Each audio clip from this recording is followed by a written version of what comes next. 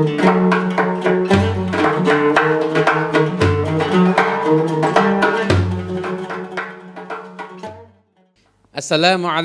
warahmatullahi wabarakatuh.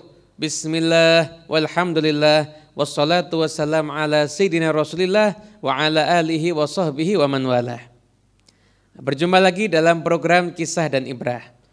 Doa itu adalah kunci untuk kita meraih anugerah dari Allah, meraih semua yang kita cita-citakan, kita dambakan dan kita harapkan. Pintu anugerah Allah itu ada. Hanya saja untuk membuka pintu tersebut ada kunci dan kunci itu bernama doa. Asalkan kita berdoa dengan benar, maka kunci itu akan bisa membuka pintu tersebut dan kita akan mendapatkan berlimpah anugerah dan kebaikan Allah Subhanahu wa taala. Kemudian tentang masalah berdoa, kita harus berpikir bahwasanya selama ini ketika kita memohon, apakah itu sudah sah menjadi doa? Karena syaratnya doa diterima itu bukan hanya sekedar lisan yang meminta, tapi juga kondisi hati harus kita perhatikan. Dalam hadis riwayat Imam At-Tirmidzi, Nabi Muhammad SAW bersabda, "Ud'ullaha wa antum muqinuna bil ijabah."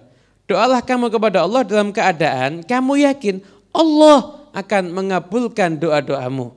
Orang yang enggak mengabulkan permintaan orang lain, itu bisa jadi dia enggak mendengar permintaannya. Atau dia enggak mau untuk memberikan karena dia kikir, atau dia enggak mampu untuk memberikan.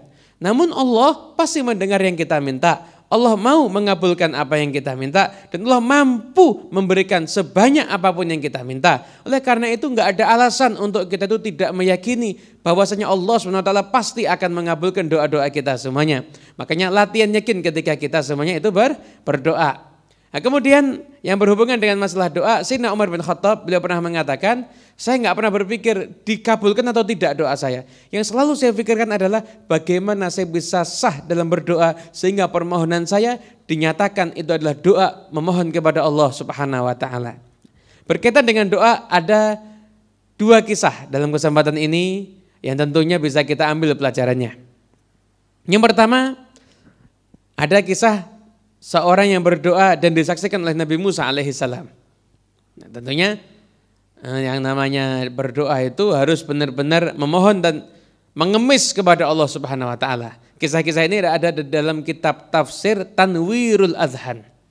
Suatu ketika Nabi Musa melewati seseorang yang sedang berdoa.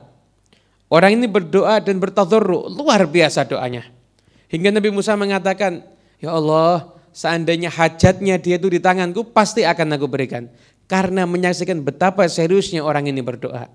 Kemudian Allah Subhanahu wa taala mewahyukan pada Nabi Musa alaihissalam, "Wahai Musa, aku lebih mengasihani, lebih mencintai hambaku dibanding engkau."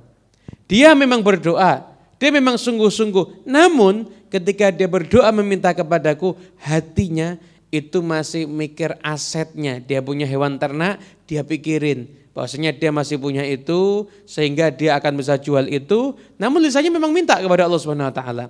Kalau dia itu memang benar-benar minta kepadaku, maka tiadakan dalam hatinya selain aku, pasti akan aku kabulkan doanya. Maka Nabi Musa pun mendatangi orang tersebut. Kemudian Nabi Musa mengatakan, "Hai fulan, doamu luar biasa, namun ketahuilah kenapa Allah belum mengabulkan doamu, karena hatimu masih berpikir aset yang kamu miliki. Tiadakan semua selain Allah, maka Allah akan mengabulkan semua doa-doamu." Maka orang itu meniadakan dalam hatinya semua selain Allah, dan Allah akhirnya mengabulkan doa-doanya. Memang ketika kita berdoa kadang-kadang kita diuji. Kita berdoa meminta rezeki kepada Allah, tapi kita masih berpikir, saya kan masih punya ini, saya punya ini, dan lain sebagainya. Ketika Anda di hadapan Allah, Anda sedang berdoa, maka singkirkan apapun selain Allah Subhanahu wa taala. Anda tidak memiliki apa-apa, yang Anda miliki dan itu yang benar-benar Anda miliki adalah penghambaan diri Anda kepada Allah Subhanahu wa taala. Kalau Allah menyaksikan Anda benar-benar menghambakan diri Anda kepada Allah, pasti Allah akan mengabulkan doa-doa Anda.